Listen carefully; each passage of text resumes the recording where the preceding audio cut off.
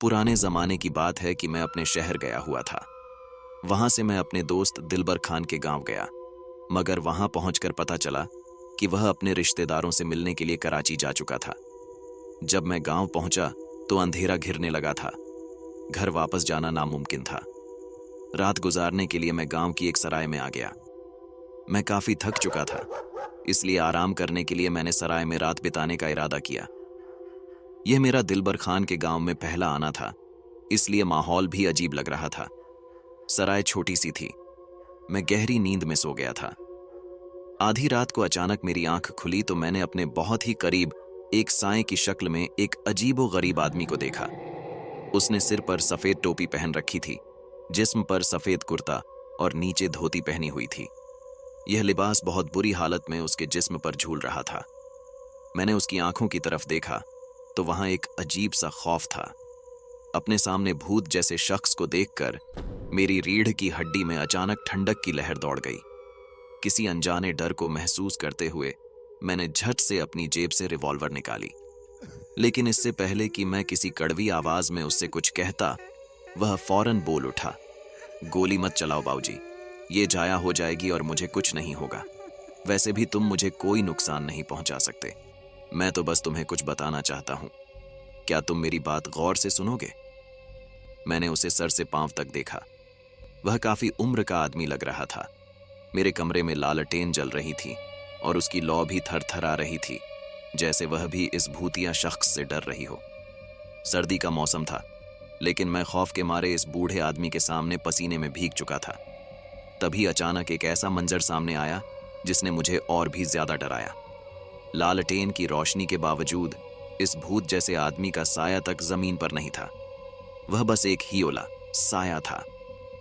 बात इसकी सही थी, मैं उसका कुछ नहीं बिगाड़ सकता था। मैंने हिम्मत जुटाई, अपनी रिवॉल्वर वापस जेब में रखी और दिल में एक अजीब सा डर महसूस करते हुए सोचा कि इसकी कहानी सुन ही लेनी चाहिए।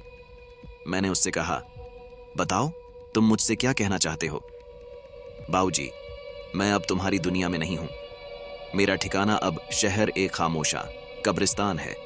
मैं एक मरा हुआ इंसान हूं, यानी एक आत्मा। मेरा जिस्म तुम्हारे पलंग के नीचे जमीन में दफन है। यह सुनते ही मेरे जिस्म के सारे रोंगटे खड़े हो गए। एक अजीब डर ने मुझे जकड़ लिया। मैं झटके से पलंग से कूद पड़ा। ऐसा महसूस हो रहा था कि मेरी अपनी आत्मा खौफ के मारे उड़ जाएगी। मैं सकते की हालत में था और उसकी डरावनी कहानी सुनकर किसी नतीजे पर पहुंचना चाहता था। तुम कौन हो आखिर? बाऊजी, मैं इस गांव का एक मजदूर मिस्त्री था। काफी अरसे से यहां रहता था। मेरे जिस्म पर जो फटे पुराने कपड़े तुम देख रहे हो वो कई साल पुराने हैं। मेरी बीवी हाजरा मुझे मारना चाहती थी। मेरा नाम सजावल था। वह इस सराय के मालिक करमदाद से शादी करना चाहती थी। इसकी सबसे बड़ी वजह मेरी गरीबी और करमदाद की अमीरी थी। वह इस गांव का सबसे बड़ा जमींदार था और यह सराय भी उसकी थी। उन दोनों की मेरी जान लेने की नीयत बिगड़ गई और उन्होंने मुझे मारने की साजिश रची। एक रात मेरी बीवी हाजरा मुझे धोखे से इस सराय में ले आई। करमदाद एक हट्टा कट्टा नौजवान था और मैं एक गरीब, कमजोर, मेहनत मजदूरी करने वाला मजदूर था। करमदाद ने मेरी गर्दन अपने मजबूत हाथों से जकड़ ली और मेरी लालची बीवी हाजरा ने मुझे पीछे से पकड़ लिया ताकि मैं कोई भी मज़ाहमत न कर सकूं। आखिरकार उन दोनों ने मिलकर मेरी गर्दन दबाकर मेरी जान ले ली और मुझे उसी जगह दफना दिया जहां अब तुम्हारा पलंग रखा है। जब मैं मरा तो मेरे लबों पर सिर्फ एक ही बात थी, बदला। मुझे उस वक्त तक चैन नहीं मिलेगा जब तक मैं अपनी बीवी हाजरा और उस जालिम जमींदार से बदला न ले लूं। इसीलिए मेरी रूह बेचैन है और भटक रही है। मैं जानता हूं तुम अपने दोस्त दिलबर खान से मिलने गांव आए थे, मगर उसे ना पाकर सराय में रात गुजारने का फैसला किया।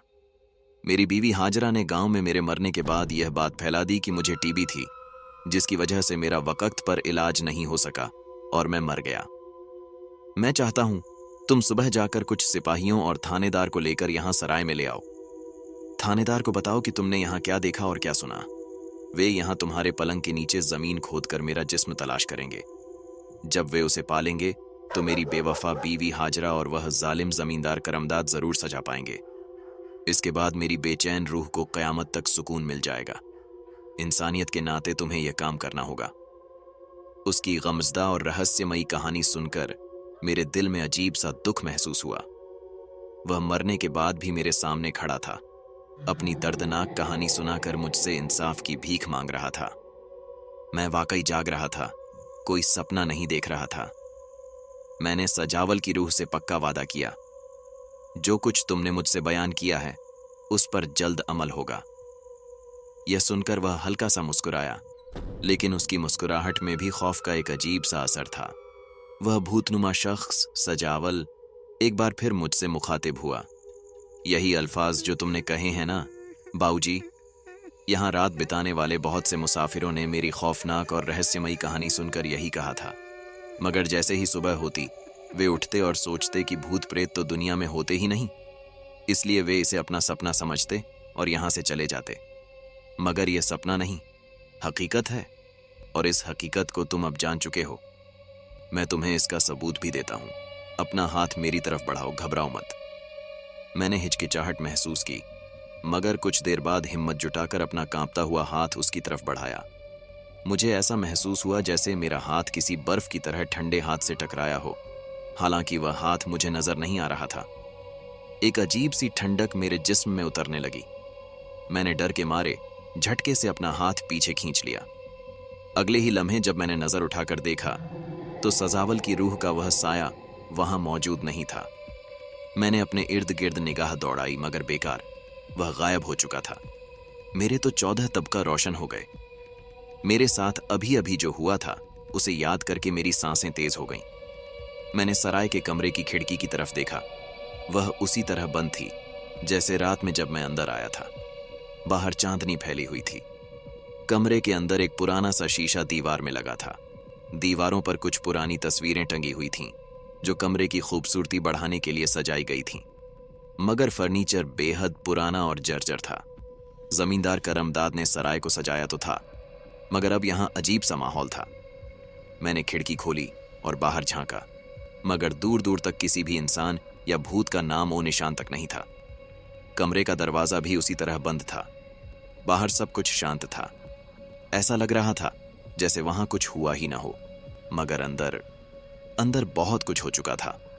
मुझे यकीन आ चुका था कि मैंने एक मरे हुए इंसान की रूह से बात की थी, लेकिन यह यकीन और भी पक्का हो गया जब मैंने उसके दिए गए सबूत को महसूस किया। रात बीत चुकी थी, मगर मैं सो न सका। नींद न आने की वजह से मेरी आंखें सुर्ख हो चुकी थीं।